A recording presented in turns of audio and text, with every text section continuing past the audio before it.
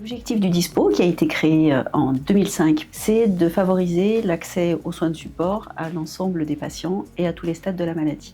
Donc, les soins de support, ils ont été définis en France à partir du premier plan cancer, donc 2003, comme l'ensemble des soins et soutiens nécessaires aux patients tout au long de la maladie, conjointement au traitement oncologique ou hématologique, s'il y en a. Et il y a une instruction ministérielle de 2017 qui précise qu'il y a des soins de support socles, c'est-à-dire incontournables, qu'on doit pouvoir proposer partout, qui sont la prise en charge de la douleur, la nutrition, la psycho-oncologie, l'accompagnement social, les soins palliatifs.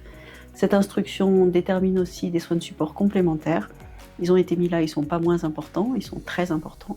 L'activité physique adaptée, l'aide à la gestion des addictions, l'accompagnement des proches et la santé sexuelle. Et puis, il y a aussi tout un tas d'autres soins de support qui s'intègrent en général dans ce qu'on appelle les thérapies complémentaires. Le rôle des diététiciens au niveau des DISPO est axé sur la prévention et la prise en charge de la dénutrition essentiellement.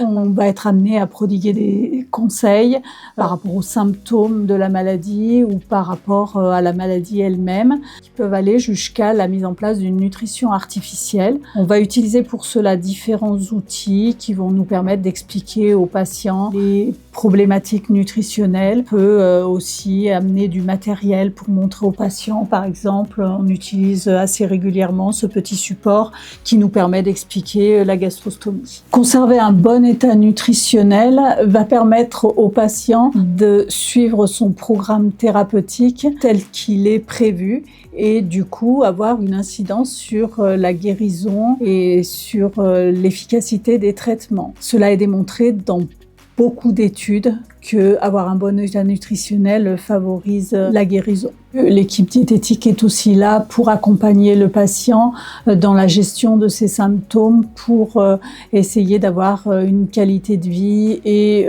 des capacités fonctionnelles le plus possible conservées tout au long de la maladie. La survenue du cancer est un événement qui vient souvent bouleverser les équilibres de vie des patients et de leurs familles, et parfois occasionner d'authentiques troubles psychiatriques, des troubles anxieux, des troubles du sommeil ou des troubles dépressifs. Donc ces problématiques psychiatriques, elles peuvent avoir un impact sur le déroulement des soins du cancer. Ça peut occasionner parfois une plus mauvaise tolérance des soins, une gestion plus difficile des symptômes comme les nausées ou les douleurs, ou prolonger des hospitalisations. Donc les dépister, les prévenir et les traiter, c'est primordial pour que la prise en charge du cancer soit la meilleure possible. Donc nos missions sont de répondre aux demandes des patients, de leurs familles ou de différents professionnels de l'établissement pour dépister, accompagner et traiter les répercussions psychiques du cancer. Donc l'augmentation de l'activité et puis des personnels du département témoigne de ce besoin de plus en plus prononcé de soins de support au soutien des soins oncologiques. L'infirmier expert douleur a de nombreuses activités au sein de l'établissement, mais on peut regrouper ces activités en deux principales catégories.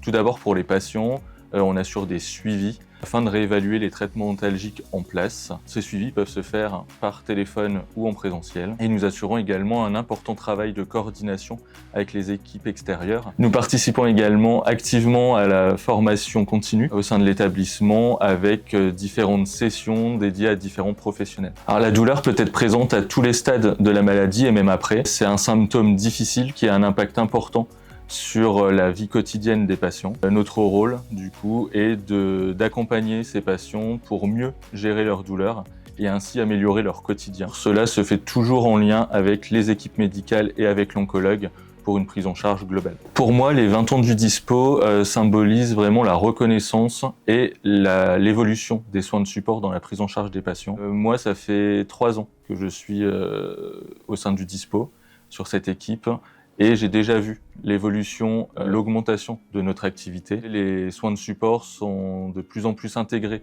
dans la prise en charge des patients et de plus en plus reconnus. Alors évidemment, c'est un travail à poursuivre, c'est un travail de tous les jours. Si on arrête d'être là sur le terrain, de répondre à la demande, les soins de support disparaîtront. L'axe de développement principal, c'est qu'il faut qu'on invente des solutions nouvelles d'offres de soins au plus près des patients, et le plus près, c'est chez eux.